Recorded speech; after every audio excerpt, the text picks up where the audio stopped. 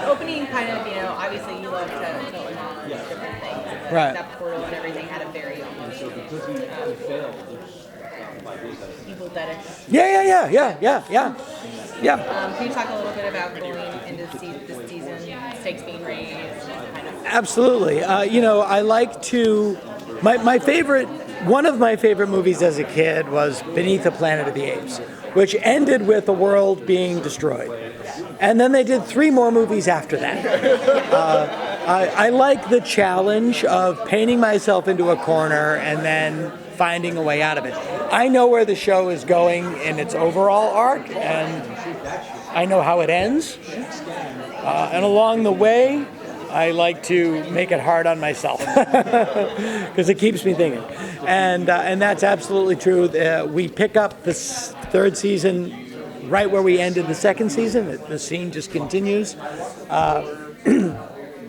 The secret, the hint to what is going on is in the title of the episode, which is Hell is What You Make It.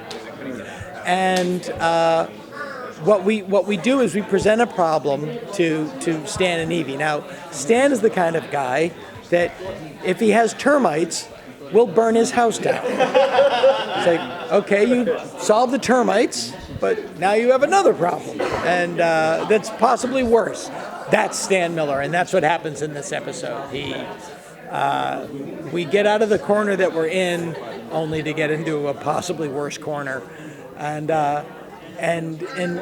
once we establish that, we're free to do. Have a lot of fun, and we have our standalone episodes, our sort of Monster of the Week episodes. I really get to, we're in the 3rd season now, and the audience knows the show, and the fans trust us. I got to really kind of, I did some episodes that I wanted to do from the 1st season, but I couldn't do them in the first couple seasons because I hadn't earned the audience's trust yet. But we have an X-Files homage episode where 2 very familiar agents from the New Hampshire State Bureau of Paranormal Phenomena show up. One of them might be a woman with red hair. We have they might meet a reporter in a seersucker suit and a straw hat. We have a Godzilla episode. The 2 craziest episodes we've ever done are both this season. And then we get, we end up, Stan does not have the world's greatest problem-solving capability. Leave it at that. Yeah. So he creates another problem? He solves the problem. He gets rid of the termites by burning down his house. That's the best way I could put it. Yeah. So it's interesting. All right, remember Ash versus Evil? Yeah. I know they did 3, but they were hour-long shows. They had their budget. I wish we had their catering budget for our budget. Yeah.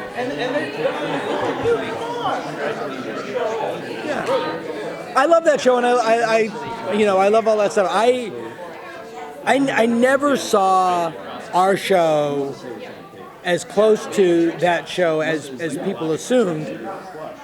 If I did, I wouldn't have named it something so similar. It was literally the last thing in my mind. I mean, if I was going to rip somebody off, I would be so much more clever about it. Trust me. Yeah. I wouldn't have done that. I thought it was a funny to stand again. Yeah, the original character's name was Kenny. I changed his name to Stan to accommodate the title. No, the original premise of the show was very simple. I wanted to do a horror show, and I just thought, what if I just took a character that didn't belong in a horror show and put him in a horror show? So I put my dad into Buffy the Vampire Slayer, and that was the show. And then I set it in Dark Shadows. That's it. That's the show. So we're going to see Kevin. Kevin is back. Kevin is back. Sweet. Yeah. Somebody pointed out to me that. In the episode of Seinfeld that I'm in, I dig a hole in Central Park and hide in it. The first episode of The Simpsons I wrote starts with Bart digging a hole in his backyard for no reason, and now I play Kevin, a gravedigger. So it is a strange continuum in my career that I've not fully explained yet.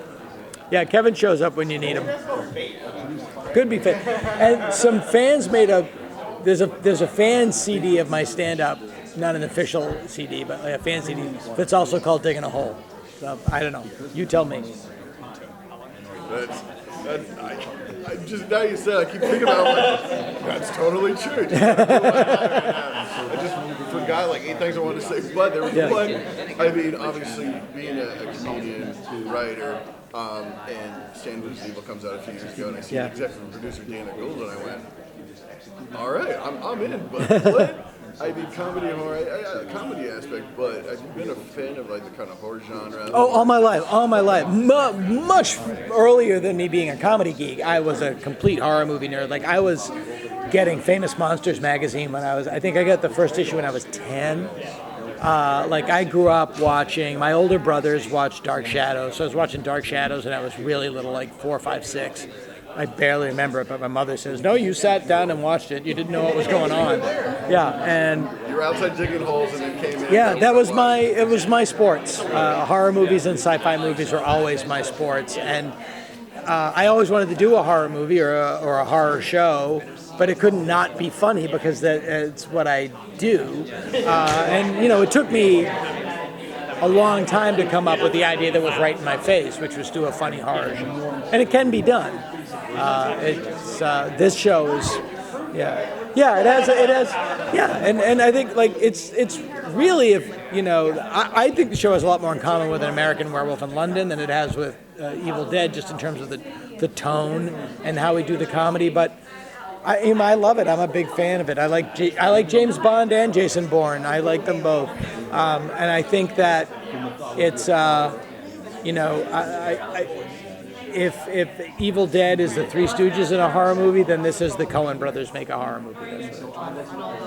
I think that obviously there's a lot of pathos in the show. Yeah, it wouldn't work if there wasn't. Yeah, especially I think in last season we get to see Stan really struggling and Evie making some decisions that had consequences. Yeah. But she was willing to let Stan do what he wanted to, even if he didn't agree with it. And I think that their friendship is the core of the show and is brilliant. I genuinely like it. It is one of That's my a tribute. That's a tribute to Janet and John's talent and their ability. I know what you're talking about, and that scene is alive because of those two people. And I am of the belief that as crazy as we get, and this year especially we get really crazy. It wouldn't work if you didn't have the ballast of the sincerity of those two characters, and that buys you that. That buys you that. And if it was too lighthearted and there was no pathos underneath it, then the comedy wouldn't work because you've reduced the stakes too far, and then you're just doing Scooby-Doo, which is great. I love Scooby-Doo, but it's I want to go to those places because I want to get really ridiculous. So you have to earn it. You have to pay for it. And it's just John and Janet are really, really, really good actors. Can you? I'm not. Can you tell us your favorite creature or monster? Oh yeah, this season? absolutely. Dave, we have a Godzilla homage episode where we have the Mothra twins, and they're astonishing. They're astonishing. I can show you a photo of them on my phone. Talk backwards. Tell them about them talking. Yeah, they play. We have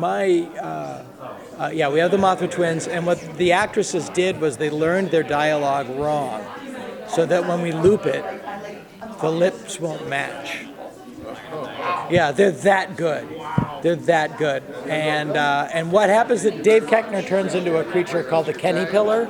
That's I think the best creature we've ever done. I can show you the Mothra twins right now.